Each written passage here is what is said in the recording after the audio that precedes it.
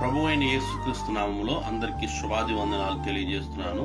సామెతల గ్రంథ ధ్యానము 3వ అధ్యాయం 1వ వచనం నుండి 20వ వచనం వరకు ధ్యానించుకుందాం. నా కుమారుడా, నా ఉపదేశము మరువకుము, నా ఆజ్ఞలను హృదయపూర్వకముగా గైకొనుము. అవి దీర్ఘాయువును సుఖజీవముతో గడుపుచు సంవత్సరములను శాంతిని నీకు కలుగజేయును. దయను సత్యమును ఎన్నడును నిన్ను విడిచిపోనీయకు. వాటిని కంఠపోషణములుగా ధరించుకొనుము. నీ హృదయమును పలక మీద వాటిని వ్రాసుకొనుము.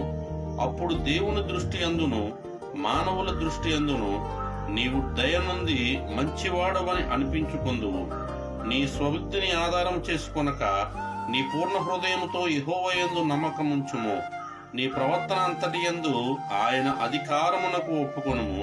అప్పుడు ఆయన నీ త్రోవలను సరళము